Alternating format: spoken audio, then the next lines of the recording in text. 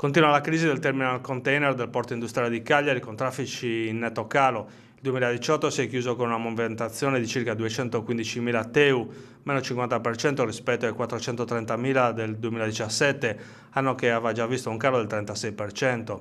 In 3 anni il traffico diminuirà dell'82%. Nel 2018 invece sono stati 1.400.000 i TEU movimentati a Tangeri e La Spezia, gestiti dalla stessa compagnia, il gruppo Contship, che si occupa dello scalo sardo.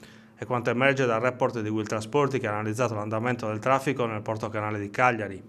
Sono numeri enormemente negativi che rischiano di decretare il tracollo finale dello scalo sardo e che non possono vedere il sindacato subire in silenzio, sottolinea in una nota William Zonca, segretario di Will Trasporti, che nei mesi scorsi aveva chiesto formalmente al ministro dei trasporti Danilo Toninelli l'apertura di un tavolo per analizzare la situazione nel porto canale di Cagliari. Siamo ancora in attesa di risposte mentre tutta la politica tace. Ogni tanto si leva qualche considerazione isolata, ma la gran parte delle istituzioni pare non curarsi del futuro del porto canale.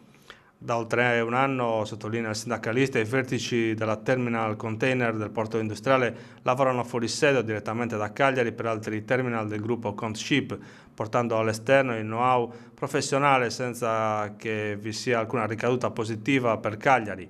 Le maestranze del porto canale, sottolinea la Will Trasporti, vivono da tempo grazie agli ammortizzatori sociali.